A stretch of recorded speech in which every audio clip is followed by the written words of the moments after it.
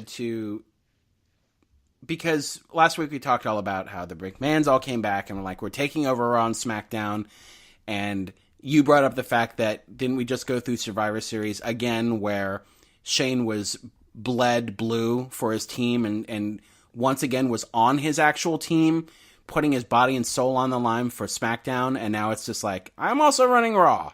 And by the way, I'm glad you mentioned that, because something I forgot to say last week was it really bothered me again because of lack of continuity when Shane mentioned, because Shane, kind of had the rally the troops when he said that Paige was no longer the GM. when she was being euthanized? Yeah.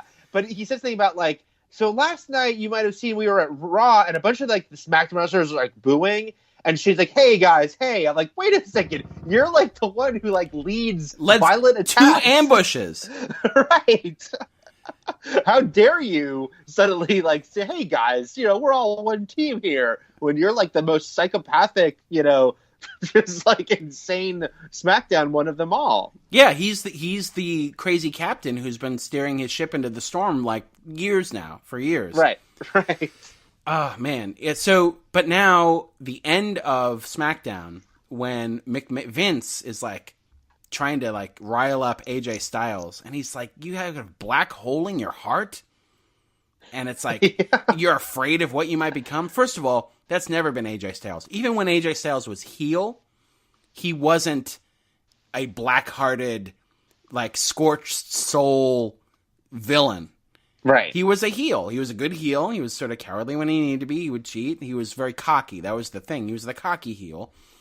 And who was pretty good at when he had to be humiliated, which, you always want to see cocky heels get their comeuppance. But he wasn't like... So this is a huge... I don't know why Vince would ever see this in... I mean, just kayfabe, like why he would see that AJ Styles has this bubbling... uncontainable darkness underneath his, just barely contained by his skin. Or what this means for AJ Styles going forward. Like, is he turning into a different character or just a more intense version of himself? But it just reminded me of how much I don't like this whole thing with the McMahons coming back and making everyone have to sort of bend the knee before them and make them look like a fool, and B, having to also be the catalyst for change, specifically with their character talking to someone else and doing something. Yeah. I mean, I know, and again, I don't have the history with AJ, because I didn't follow him pre-WWE, but yeah, of course I knew it was a big deal. It's one of those people that came in with like this huge career behind him. So, a lot of people were just like, oh, wow, it's because this is the first time he is having like a big on-camera thing with Vince. And so people are like, oh, it's another like never thought I'd see this happen thing. I guess I want to know, I mean, I guess it'll depend on where they go with it, because I don't know. It was such a weird segment because Vince, was like yelling at him and then like slapped him, and then AJ like snapped and attacked him. But, certainly, Vince provoked him, and physically even. So did Vince get what he wanted? Like, I don't... Why does he want a riled up... Well, he was specifically talking about, like, he wants him... He's like, you got to let Daniel Bryan go out there. Right. And not attack him. It's like, does Vince have an interest in dethroning Daniel Bryan, who's a heel? Like, he's almost like he's creating a heel to go after a heel. I don't know. Like, does he actually want Daniel Bryan dethroned, or does he just want a big change in AJ Styles that has nothing to do with the World Championship? I don't know what any of that meant. Yeah. But again, it's still putting Mr. McMahon at the center of something that they could have had AJ Styles come to on his own if they really wanted it. Ever hear of Bad Santa? Ugh, so stupid. He just keeps referencing Bad Santa. I don't know if it was Aquaman themed, but Daniel Bryan's speech at the beginning of SmackDown was, when he's like, and the coral reef is going away, and there are mountains of trash in the ocean. It's like, oh my God. Is he Ocean Master now? Like, I've had to sit through Aquaman twice, and I've had quite enough of this.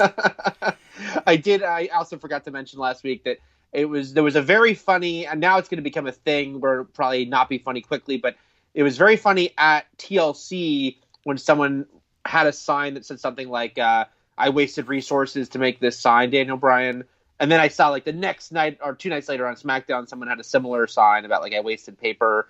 But actually I will give Bryan credit because that guy was standing right at the entrance ramp, and Bryan walked right up to him and looked really sad, like before he went to the ring. Man. Well, it's wrestling, and specifically, it's WWE wrestling, which is might makes right. Right isn't right. Might is right.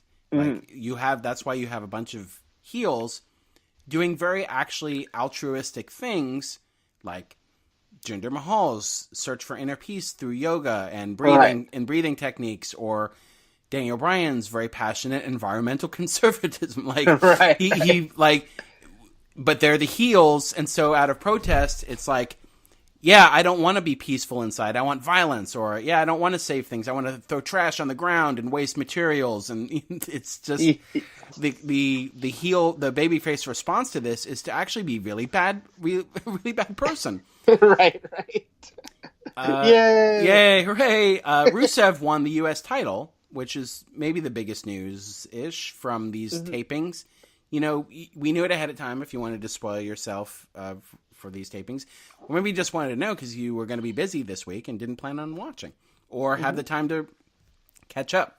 So, it's, I don't know, what do you think? I feel like this is a cool thing because he seems like a nice guy. He seems like they certainly weren't ever doing anything with Nakamura having that title. Yeah. But man, it's so far removed from when Rusev was hot last year, or even at the beginning of this year, or 100%. Yeah, it was beginning of last year, or this year still technically as we record this. I think it's good that they did it. I mean, as someone who I think was always a bigger Nakamura fan than you, it's been kind of, to me, kind of a bummer that he's just kind of languished, even with a title. It's like he's like barely defending it, barely being used. It's like, so. To me, that while that's a bummer in the bigger sense, I'd rather at this point they take it off him and hopefully make it a more active title than what was happening, where it was like just kind of languishing on a guy that seems like they've stopped really trying to push that much. So and it's always nice to have something like that happen on one of these shows that are deemed I do think in general this year they tried a little harder on these holiday shows. So that was a nice touch. But Rusev. It is a shame that they never really capitalized on how sort of white hot that Rusev Day thing had become. Yeah, especially around WrestleMania. About the time we started this podcast, it was super hot going in there. It just feels like a late to the game decision by, I don't know, just a company that's very reluctant, that has an inherent built-in reluctance to immediately leap on things. And again, they have in the past, and those things have fizzled out. Like Fandangoing and things that they've leapt on and driven into the dirt. Yeah, but they also.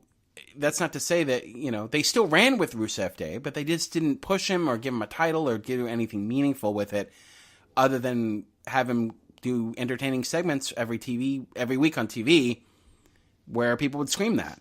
But it felt like there was more there. And by the way, I feel bad for, again, it's a weird ebb and flow of wrestling.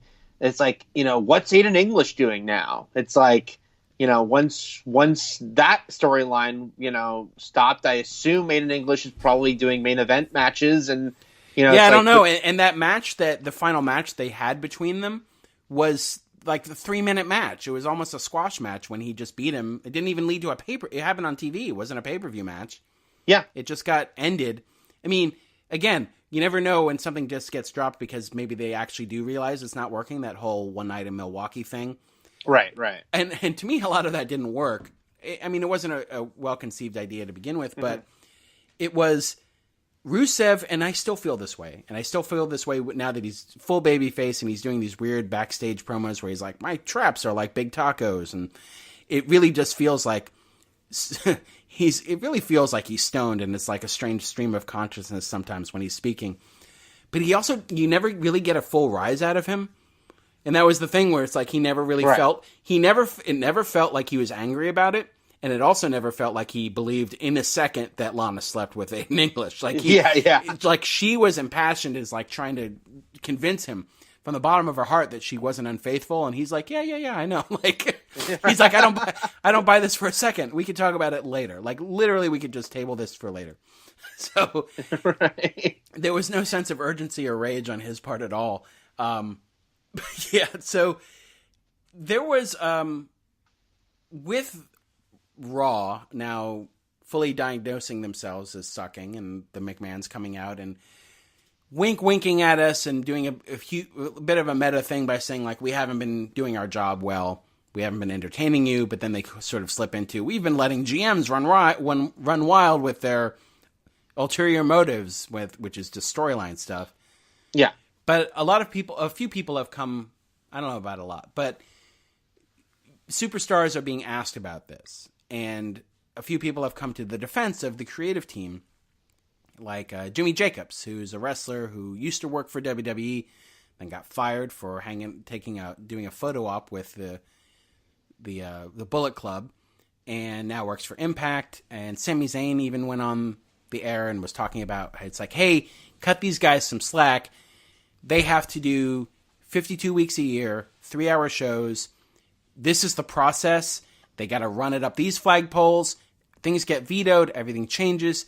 Things don't work because the company serves X amount of masters. And then at the end of all the day, this is what Vince wants, and he gets to decide on everything. So it's like all these excuses and reasons why we should, like I said, cut them some slack. And it's kind of like, it feels to me like, isn't everything hard? Like, making a movie's hard, right? Sure. Making a TV show's hard. But are we not supposed to criticize it and just shut up and quote unquote enjoy it because they work hard? And you get into that a lot when people post bad movie reviews or bad television show reviews, and everything's hard. In fact, Right. You could argue that making something bad is even harder. Like, a lot of times when something winds up being bad, it's because things aren't right behind the scenes and people don't want to be there, and there's a negative vibe on the set and everyone knows this thing is shit. And it could even be harder to make something that sucks. Mm-hmm, mm-hmm. But we're not asking for 3-hour shows. We don't demand that they're on the road as much as they are, or that there be 52 live shows a year. They've done this. I feel like they've created their own incurable disease. Well, it's a lot of things add up. I see both sides of it, and that, of course, I'm sure that there are times where, people have big ideas that, get, either are too, they can't pull off, or someone just doesn't want them to go down that road. They get nixed.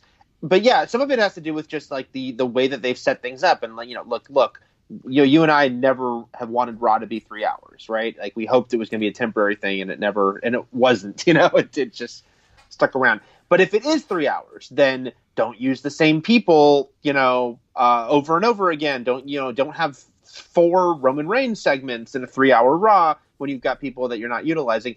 Now, again, I'm sure a lot of that does come from the top, and that there are times where, their writers have these ideas that are just being squashed. It's hard, though. There's a lot of different elements, and at a certain point, you can't. Movies, it's like, like you mentioned movies. It's like a lot of times how we know, you learn how the sausage is made, and a screenwriter will even speak out, being like, "Hey, that wasn't my idea. The thing I'm getting blamed for wasn't even mine." And I get that, but at the same time, it is, you also have to understand when the audience is going to turn on things if it just keeps happening over and over again, and if that's what we're getting is this trudgery, which for a while things can be. I guess my point is the argument of, hey, we're doing 3 hours every week, and no one else is doing that, and it's like, no one's asking you to. No one's asking you to work on godly hours and work 7 days a week and ignore self-care. And it's like you try writing 52 shows a year. It's like, no, why don't you try not doing it? Like, maybe the product will be better. Maybe that's the problem. Maybe it's because of that. Maybe it's because of the reasons you're specifically citing that you can't. Like I said, you are creating this incurable disease. You are creating a problem to which there is no solution because you can't. It's almost like, Starbucks is so big, they can't have the best coffee. Right? Because there's not enough good coffee in the world to supply all the Starbucks. Right, it's just like there's not enough to fill the space. And so I guess I will just say my devil's advocate thing would just be totally true. Like, and there is a huge statement to be said about, you should just change the entire approach to doing things. But then I will say that I do see that it's like, if you're the wrestlers and the writers, you have to kind of work within what you're given, even though, yeah, a lot of times we're like, maybe you should change,